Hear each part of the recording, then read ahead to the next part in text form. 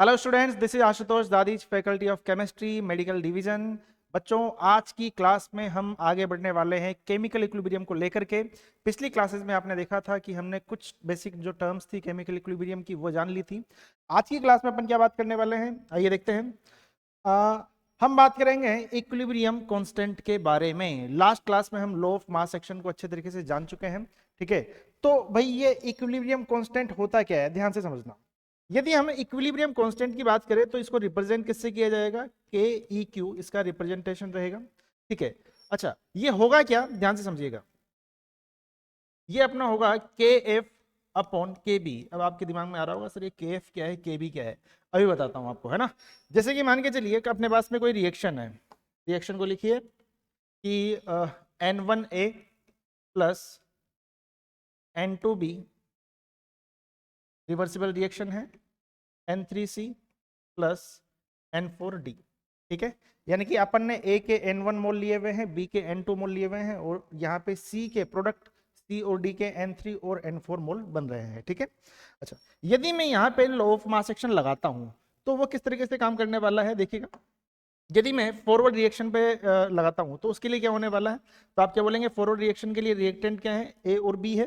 तो हम क्या करेंगे यहाँ पे, according to law of mass action R F कितना आ जाएगा। तो आप क्या बोलेंगे, सर लास्ट क्लास में हमने सीखा है कि लॉ ऑफ मास एक्शन में जब एक प्रोपोर्शनलिटी का साइन हम हटा देते हैं, ठीक है, तो वहां पे क्या आता है, एक कांस्टेंट आता है। वो कांस्टेंट क्या है, वही है अपना इक्विलिब्रियम कांस्टेंट या फिर रेट कांस्टेंट अपन उसको यहाँ पे बोलेंगे। ठीक है, यदि हम पर्टिकुलरली फॉरवर्ड और बैकवर्ड के बारे में बात कर रहे हैं तो। ठीक है, तो क्या होने वाला है, के एफ। अच्छा, रिएक्टेंट कौन कौन से हैं, ए और बी हैं, तो ए की पावर क्या आएगा, N1। बी की पावर क्या आने वाला है, N2। अच्छा यही सेम यदि मैं बैकवर्ड के लिए लिखना चाहूं तो बैकवर्ड के लिए क्या रहेगा, के बी। अच्छा इसके लिए रिएक्टेंट क्या हो जाएंगे, सी और डी। तो सी की पावर N3 और डी की पावर N4।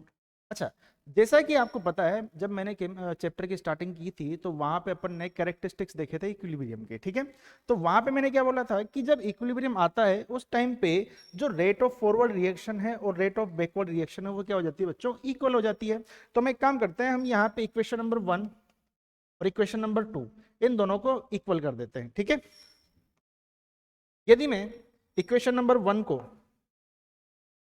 यदि मैं इक्वेशन नंबर 1 को 2 के इक्वल कर देता हूं तो क्या आने वाला है, तो आप देखेंगे कि sir R F is equal to R B. Clear है।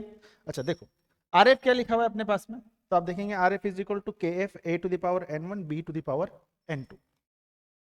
आर एफ क्या हो जाएगा, A to the power K F A to the power N1 और B to the power N2। अच्छा आर बी क्या है अपना, तो आप क्या बोलेंगे, this will be K B C to the power N3 and D to the power N4। अच्छा अब मैं इसको थोड़ा सा अरेंज करता हूँ किस तरीके से, तो आप देखेंगे कि सर मैं के एफ के नीचे क्या लेके आ जाता हूँ, के बी को लेके आ जाता हूँ, के बी। और इधर ये टर्म क्या बन जाएगी अपनी, तो आप बोलेंगे sir C to the power N3 और D to the power N4। और नीचे क्या आ जाएगा, तो आप क्या बोलेंगे sir A to the power N1 और बी टू द पावर। अच्छा यहाँ पे देखो क्या लिखा हुआ है, के एफ अपॉन के बी। क्या जाना पहचाना लग रहा है क्या, हाँ बिल्कुल जाना पहचाना लग रहा है। अभी थोड़ी देर पहले अपन ने लिखा है कि के एफ और के बी के रेशियो को अपन क्या बोलने वाले हैं, के ई क्यू, यानी किसी को हम क्या बोलने वाले हैं, इक्विलिब्रियम कांस्टेंट। ठीक है, देखिएगा जो इक्विलिब्रियम कांस्टेंट है वो क्या आ चुका है, तो आप देखेंगे sir equilibrium constant will be equal to the, ऊपर क्या लिखा हुआ है आपके सामने, तो आप देखेंगे ऊपर कंसंट्रेशन किसकी लिखी हुई है, प्रोडक्ट्स की, और नीचे जो कंसंट्रेशन लिखी हुई है ये किसकी लिखी हुई है, रिएक्टेंट की।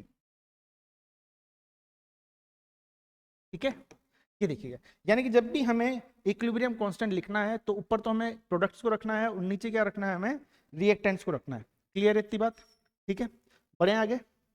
अच्छा यदि मैं इसके एग्जाम्पल देखूं तो एग्जाम्पल किस तरीके से देख सकते हैं अपन, जैसे मान के चलिए आपके सामने कोई एक रिएक्शन दी हुई है। Example first, N2 gas state में है plus H2 gives you twice NH3। ठीक है, ये हेबर प्रोसेस अमोनिया की रिएक्शन है, अमोनिया बनाने की। तो ये आपका अमोनिया बन चुका है। अच्छा, इसके पहले ये रिएक्शन डी में लिखता हूं, उसके पहले मैं आपको थोड़ा सा दिखा देता हूं कि जो अपन ने यहाँ पे के ई क्यू जो लिखा था, है ना, उसको अपन दो फॉर्म में लिख सकते हैं। कैसे? जैसे इधर देखिएगा, यदि मैं के ई क्यू की बात करूं तो दो टर्म में आएगा ये। एक तो के ई क्यू को अपन के सी भी लिख सकते हैं, और जो इक्विलिब्रियम कांस्टेंट है उसको हम के पी के भी इक्वल लिख सकते हैं। क्लियर है? अच्छा सर, ये के सी के इक्वल कब लिखेंगे और के पी के इक्वल कब लिखेंगे? अच्छा, यदि मैं यहाँ पे जो एक्टिव मासेज हैं, यदि मैं जो एक्टिव मासेज हैं उनको यदि मैं कंसंट्रेशन के टर्म में लिख रहा हूं, तब तो मैं क्या लिखूंगा? केसी लिख दूंगा। लेकिन यदि मैं एक्टिव मासेज को प्रेशर के टर्म में लिख रहा हूं, एक्टिव मासेज को प्रेशर के टर्म में लिख रहा हूं, तो मैं वहां पे क्या लिखूंगा? केपी लिखूंगा। ठीक है, एग्जांपल के थ्रू इस चीजों को समझते हैं कि केपी और केसी को किस तरह से लिखा जा रहा है। तो देखिएगा, एग्जाम्पल अपने पास में N2 plus 3H2 gives you twice NH3। यदि मुझे इसके लिए इक्विलिब्रियम कांस्टेंट लिखना है KEQ, तो वह किस तरीके से लिखूंगा मैं? अच्छा, मैं सबसे पहले क्या कर रहा हूं, मैं इसको कंसंट्रेशन के टर्म में लिख रहा हूं, यानी कि जो एक्टिव मासेज हैं, यानी कि जो एक्टिव मासेज हैं उनको मैं किसके टर्म्स में लिख रहा हूं? In terms of concentration. तो मैं जो केमिकल इक्विलिब्रियम कांस्टेंट है उसको क्या लिखूंगा? केसी लिखूंगा। अच्छा, ये होता क्या है भाई मेरे? तो आप क्या बोलेंगे सर, ऊपर तो क्या आएंगे? प्रोडक्ट आएंगे, और नीचे क्या आएंगे? रिएक्टेंट आएंगे। अच्छा, प्रोडक्ट क्या है अपने पास में? NH3, तो NH3 की कंसंट्रेशन, अच्छा उसकी पावर, जो उसका स्टोइकियोमेट्रिक कोएफिशिएंट है 2। अच्छा, नीचे क्या आएंगे? रिएक्टेंट। रिएक्टेंट कौन कौन से अपने सामने? N2 है, और उसकी पावर कितना? 1 आएगा।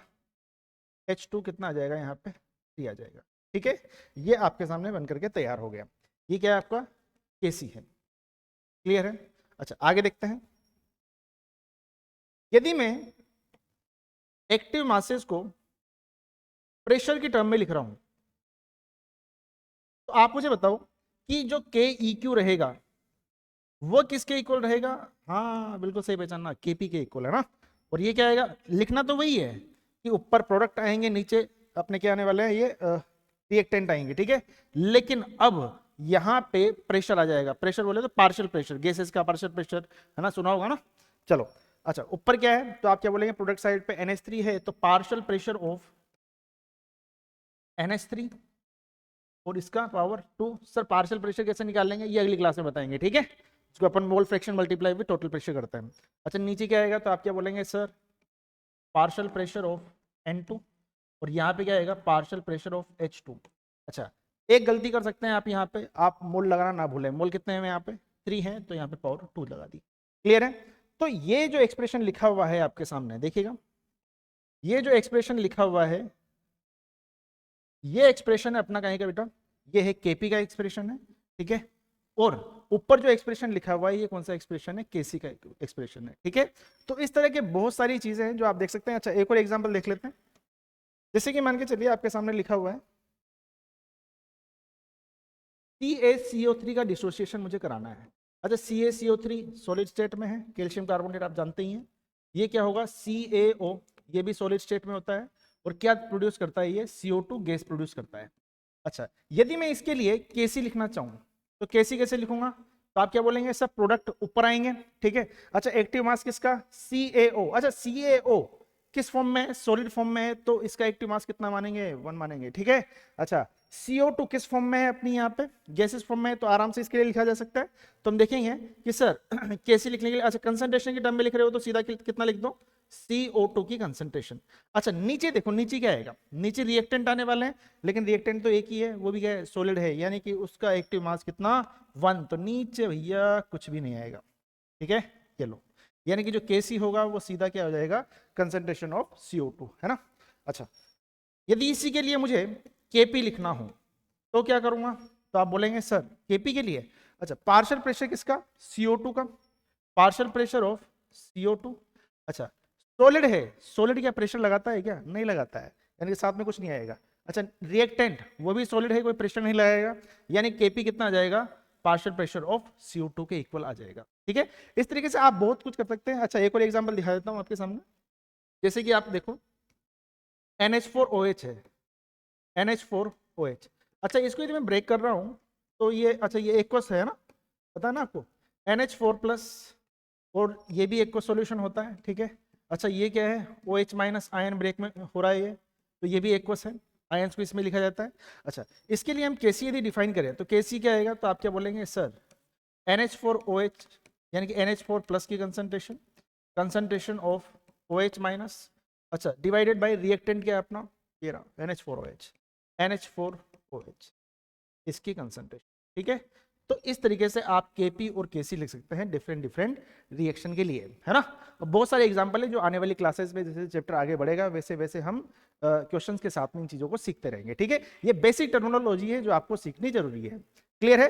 तो अब अगली क्लास में अपन क्या करेंगे, जो अपन ने यहाँ पे हमारी कहानी के जो दो हीरो हैं कौन कौन से, Kc एंड Kp, इन दोनों के बीच में क्या रिलेशन है उसको डिफाइन करेंगे, ठीक है। तो मिलते हैं अगली क्लास में, थैंक यू।